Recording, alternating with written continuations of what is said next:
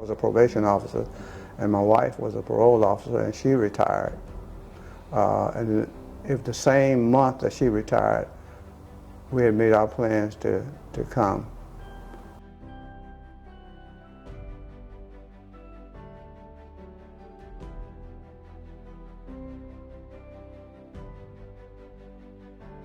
She kept talking about coming to Georgia for a conference. And I didn't want to come to Georgia because I'm from the South and didn't want to come back. So finally, but she kept talking about it, and I said, okay, well, we'll go. And so that's how we ended up coming to the conference. And when we arrived, at the airport, Atlanta airport, there was just something that happened in my spirit. It made me feel like this was the place I was supposed to be. Wow. And so I kept it for a minute, and so we went to the hotel, and we were coming back. We were going to the conference the first evening, and so I asked her, "Could you live here?" And she said, "Yes." Wow. And that was the opening that we had, and so that was somewhere around 1990, and so for 5 years, that's all we talked about. Was coming back to Georgia, which we didn't know anybody here, not a person. Not a soul. And so finally, I had retired from the LA County probation. I was a probation officer, and my wife was a parole officer, and she retired. And if the same month that she retired, we had made our plans to come. You know what? I truly believe that the Lord directed us here, even to the home we bought, was right down the street from the property of the church. So I believe it's just a God-ordained placement here, because we had finished our careers there in California. Like Apostle said, he was a probation officer and I was a parole officer. I always said that they trained us for all the bad children. I just love my bad boys, I really do. And I can see how he trained us even in ministry for that. And so it started off just through prayer and the Lord directing us where we should go to get a building, and it was right down the street. Okay. So let me give you the other side of this coin. Okay. Okay. So we were with Innocent Word of Faith with Apostle Price. Okay. We called him the Apostle of Faith. Uh-huh. And so the Lord had already spoken to me about the ministry, but my wife wasn't on board. And so we went to this conference in California, and we were coming back. And after we got off of I-20 in Panola, and I said, no, she said, I think it's time for us to start the ministry. And that was all I wanted, because I had said to the Lord, I'm not gonna do anything until she comes. Because we had been in ministry in California, the same name of the church, New Creation, for I believe it was about 8 or 9 years. And I knew from that I needed her on board, and I wasn't going to do anything until she said, okay, let's go. Okay, so I was the president of the Homeowners Association of Woods of the Southland. And so one of the functions I had to do was find a place to have our meetings, because we didn't have a clubhouse. And so we had meetings over at Maranatha School. So God had already established a contact for us. So when she said that, yeah, it's time, that was like a Saturday. So that Monday morning I went over to Maranatha School, and the principal, Mr. Wolf, he said, yes, I'll give you, let you rent a classroom, and then I'll give you another room for the children. So that's how we got started over there. The Lord directed us to come here to this. This was a property that was up for sale. It was a horse ranch. Okay. And so they had a sign up. It had been up for about 1.5 years. And so I came by. I told them I was a looky-loo, and I wanted to find out, what they were asking for it and what was the financial arrangement that they were talking about on the sign. And so they told me that they had one point wanted this to be a church because some people were interested in it, and that was their desire at that time, but it didn't materialize. Okay. And so we only had 7 members, but they told us they wanted, I think it was $240,000. And so the Lord told me to make an offer. We didn't have any money. But Dr. Price and Dr. Ivy Hill told us, you don't have to have any money to make an offer.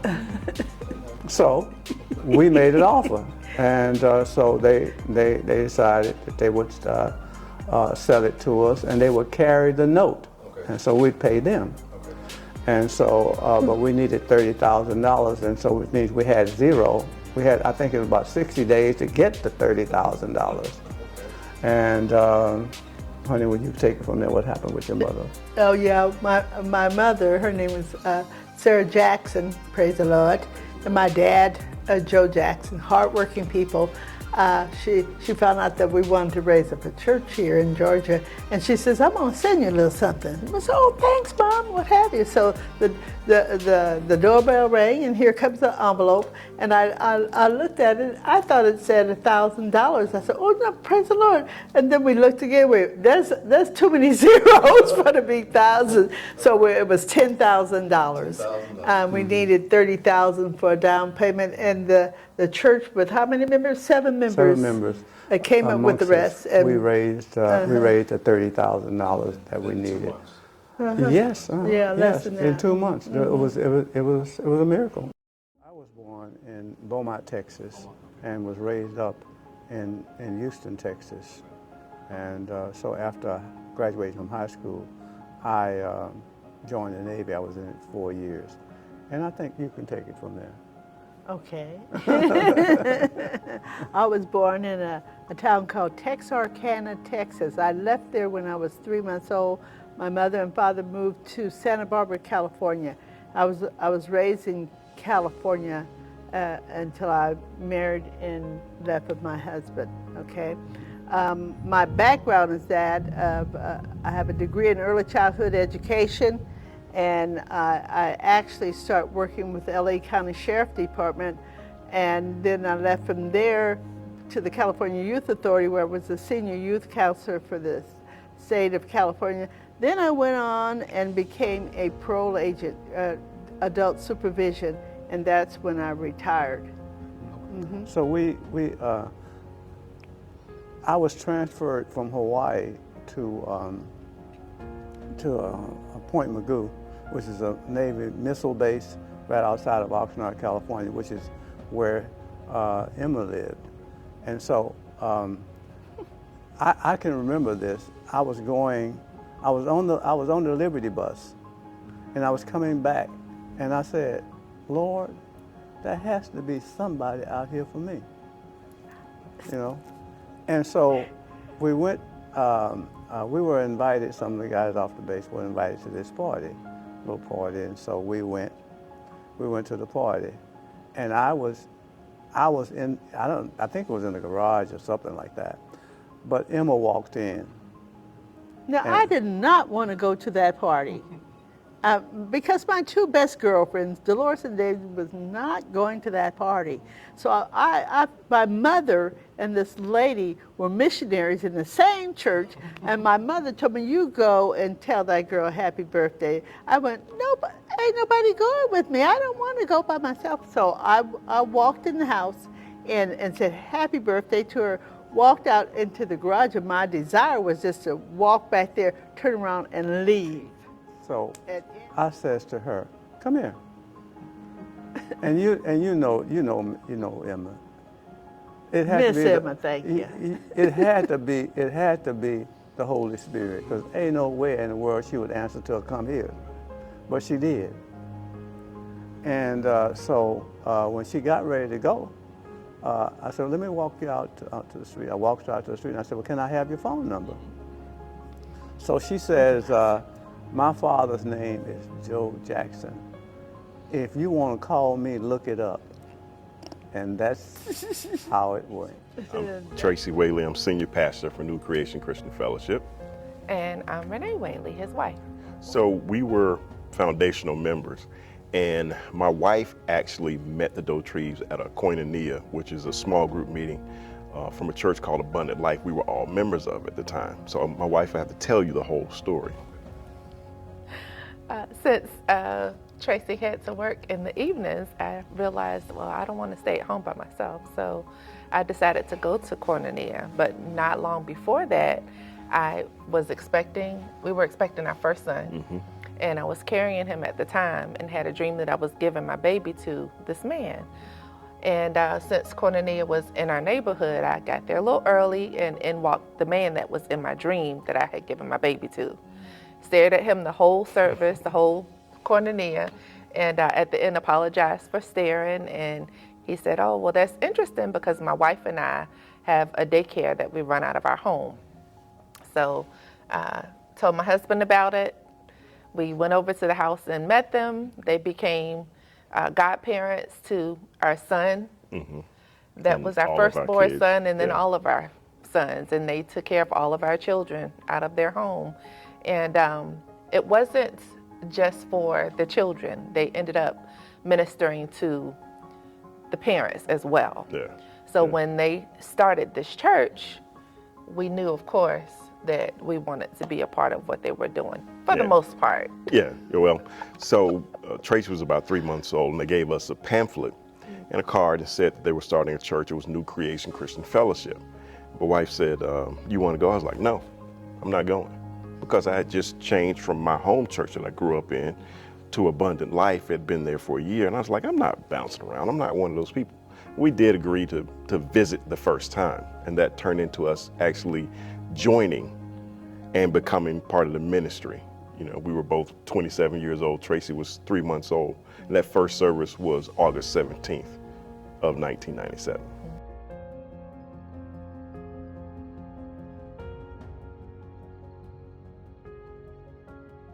We were there for a matter of months, but it was only like 3 weeks later that Apostle inquired about the building next door, the Jackson Center, if it was for sale. And it was for sale, and the owner said that God had spoken to them years ago and said that that house should be a church.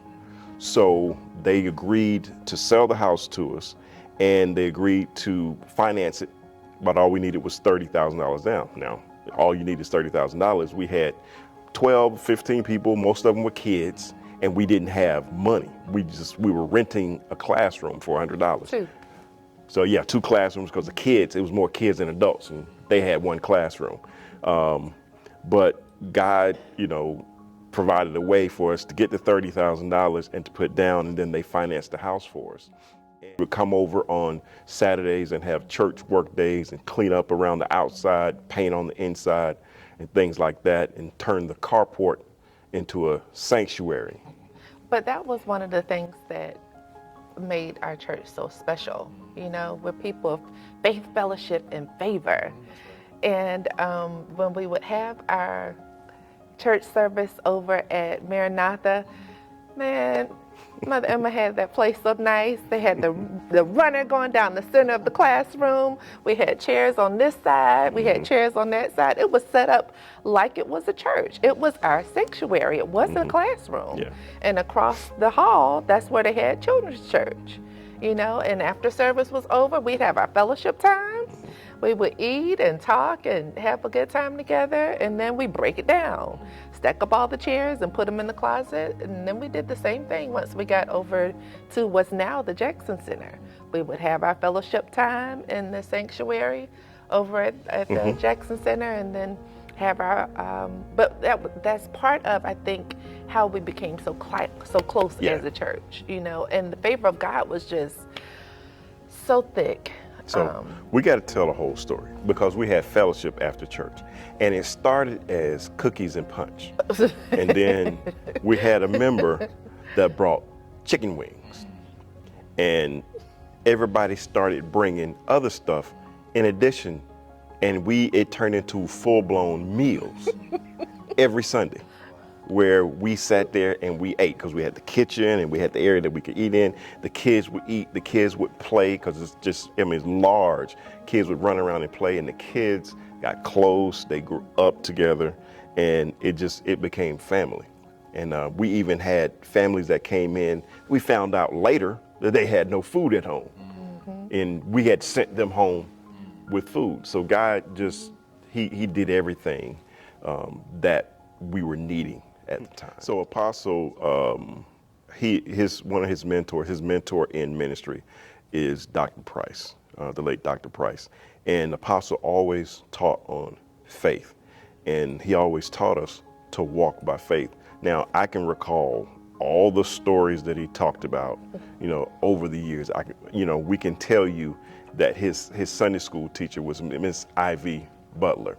We can tell you about the man who was not named, who escorted his family in to his home church when he was a child, and he watched that man, take care of his family. He said, I'll do the same thing, because he grew up without his mother and his father. So what I remember the most is how transparent they both were to share their life and experiences with us, so that we understand that God is the same yesterday, today, and forever, and that what God had done for them and was doing for them, he would do the same thing for us, and then do for our generations, the children that we were carrying and that we had birthed when we first started this church. So those are the things that I remember, that he always walked by faith, and he taught us to walk by faith. Well, I've been a member here for 22 years, and Pastor Tony has been a member here. I've been a member since 2015, so about 7 years. So my family, when my last year in the military, active duty, I sent my family here to go here, because this is where we were going to settle. And so my wife came here, we got home, and she went looking for a church, and she joined NCCF. When I came, they were in the Jackson Center, in the main, if you go into the Jackson Center, you know that main room. And so they would set up the chairs and everything, and so that's where we would be and have the services. And it was just a great time. I mean, we have seen God do some miracles right there in the main sanctuary. Well, I kept driving down Stone Mountain, Lithonia Road, and the Lord kept telling me, you need to go over there. And I was like, no, I don't want to go over there. And but every time I would go, they have a sign on the main strip. And this particular time, they had a sign that says that they were going to have a financial seminar. And at that time, I was having issues with my finances, and I said, I need to go over there. And so I came, and Apostle was teaching on getting out of debt and how to handle your finances successfully. And Apostle teaches us about increase. And so not only did the church increase, but the membership increase, and the members increase in their finance spiritually and financially. I know, yes, both of us are pastors here, associate pastors. I'm assistant pastor. What I really enjoy about this ministry is the outreach to the community. What I enjoy is to watch the transparency of the apostle here, to watch how he walks by faith and try to abide by the word of God, and his teachings. It helps all the family members, all those who are a member of the church, and I can see how that's the seeds that he plants. He's operating from an apostolic leadership position, and so he's doing an awesome job instilling the foundation of the word, and then the church vision, family. And so just to watch how they come and as they grow in the word and the teachings, to watch and see how the blessings, you can see the blessings on the members and the community, how they open up to us and welcome us and eventually come and join the church.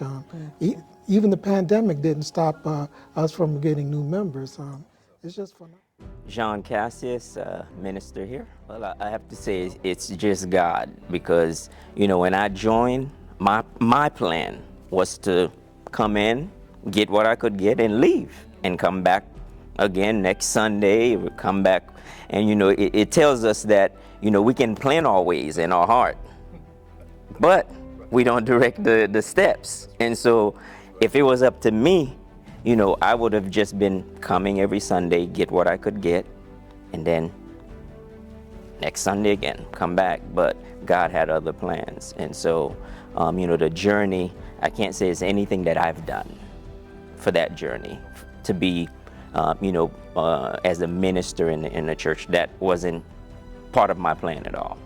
I co-lead the teen ministry with two prolific individuals. They're an anointed woman of God and a faithful man of God. And so it's a great team to work with. And so I'm working with those two individuals, and we help run the teen ministry. And it's been, a journey. I enjoy it. I've always loved working with kids. And, they're not kids. They're, young men and women. But I enjoy it a great deal. And part of it is the team that I work with, is that the support. I mean, I can see it in my own child. And so, I have a 9-year-old daughter that's growing up in the church here, and I can see just the growth. And, as we pray, I can see her prayer have changed. And so she's more attuned, and she's taking in, and I can hear it in her prayers. And so, it's the same as I look at the teen ministry. I see the growth. I see where they've gone from to where they are, and you can see the passion. And just in the conversation that we have with them during our Bible study, I can hear the growth in their voice, and I can see that they're more seeking the word, which is what we want, for them to seek the word for themselves. To go into the next 25 years of ministry is for every member to take the church out beyond these walls. And it can be the littlest thing that we do. And as it said, some of us are going to be the only Bible somebody reads. And so, Gary Washington, head deacon at New Creation. And I'm Yvonne Washington, head deaconess. I myself been here since March of 2001. And I've been here for approximately 14 years. Okay, I came from New York, and I've been wandering and trying to find myself, actually. And then I was asking the Lord, please find somewhere, because I was going to St. Philip's and I wasn't feeling comfortable. And I said, Lord, just please take me somewhere where I could learn about you.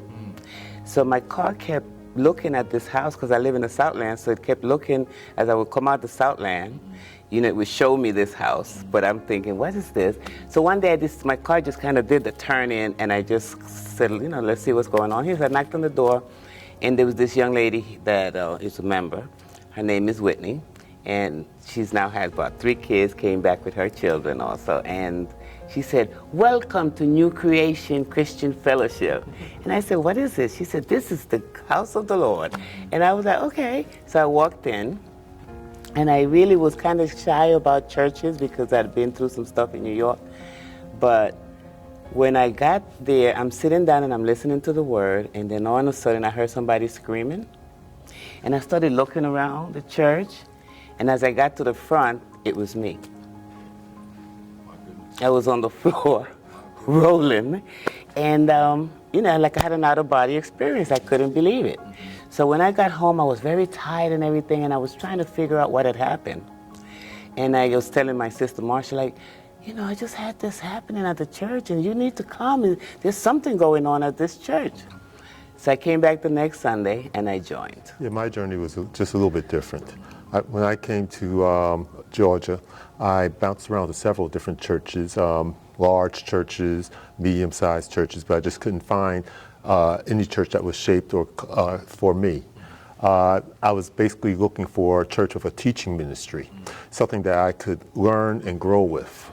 And I saw New Creations. I was driving down the street. The building wasn't even occupied at the time. It was it wasn't under construction, but it wasn't occupied. In the event, I drove past it. Maybe a few months later, I came in, and I was greeted at the door, and it was, with a lot of love and a lot of affection. I walked in and, sat down, listened to the sermon, and it was a teaching sermon, and I learned something the very first day.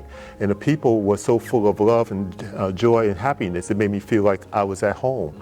And I basically stopped my journey of searching for a church that fit me, and I've been here ever since. I'm Pastor February Hill.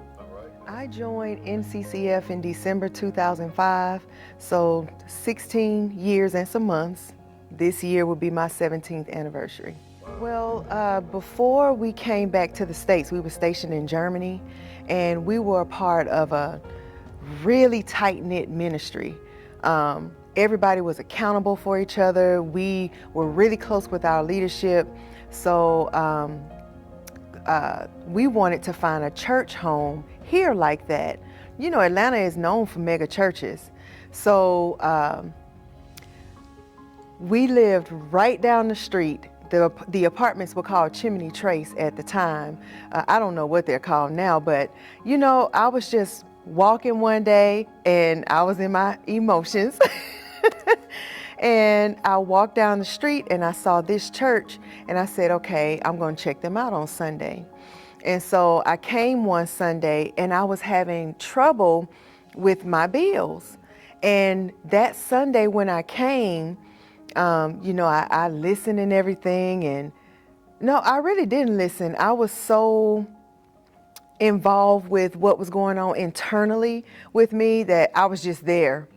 But I know I was called up to the front of the church. Mother Emma is really good about discerning the spirit. And so she could see some things were going on with me, and she called me up to the front of the church.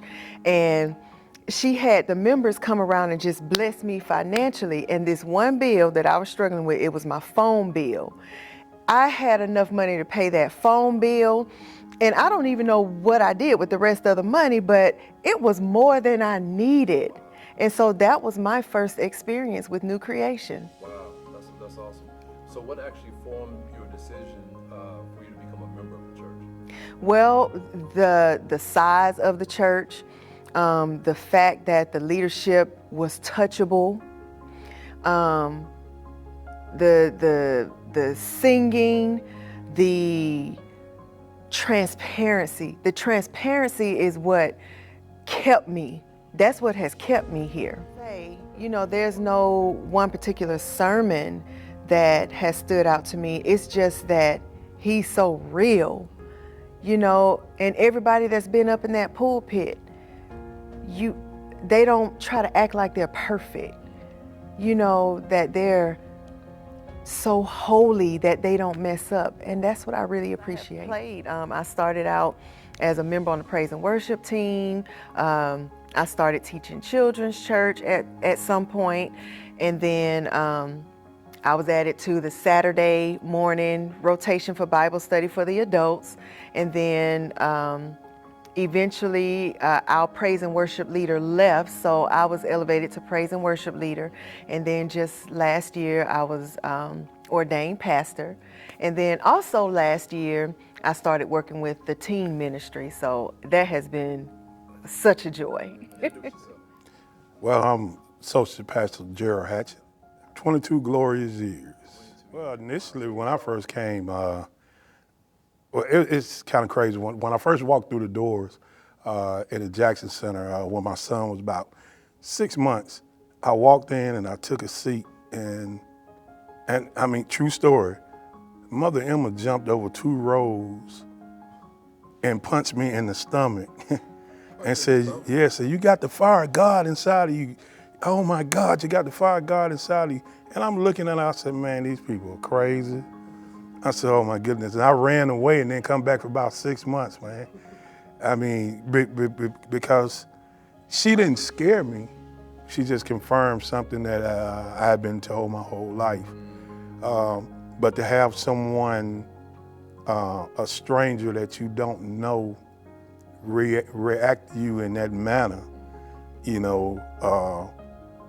kind of confirms some things. But just like anybody else, I ran. Well, it's been a multitude of people to come in. I've seen people come in for a short period of time. I've seen people come in for long periods of time, because you never know how and why God have people to travel this way. I've seen the church grow from a small house to the building that we're sitting in. I can remember that the trees were out in the corridor out here, how the kids used to play basketball out here before all this cleared out. I can remember we had dinners and, we had a lot of family gatherings. But the most thing I remember about this place is that it always had love. Well, I can tell you a sermon that changed my life. I had issues with unforgiveness because of my mother and my father, the things that they took me through at a younger age. An apostle taught on unforgiveness. And he talked about how he went his whole life not forgiving his aunt for the things that she did to him. But when he found God, he realized all the good things that she had done. And in that sermon, he made me realize that unforgiveness is not about who you forgive. It's about you forgiving yourself so you can forgive the ones that hurt you. And if God has forgiven you, who are you to hold on to those things? And that's the sermon that he taught many years ago that really impacted my relationship with God. It freed me. Stop thinking about your agenda and make your whole life about God's agenda. You got to be sold out. You got to be disciplined. You got to move when he tells you to move. Although you might even question some of the moves, but you still have to go. That's just the human side of you. If anyone says that they never question God, then they'll lie. But you still have to continue to move forward and do what it is he had you to do. So that's how you become from running from him and running to him. When God placed me here in this ministry restored my marriage. It saved my life. It helped raise my children. It gave me a relationship with God. It set me on a path to be free. It showed me what salvation was. It showed me the pureness of God. It showed me how to love myself. It showed me how to love my wife. It showed me how to love my children. It showed me how to love my enemies.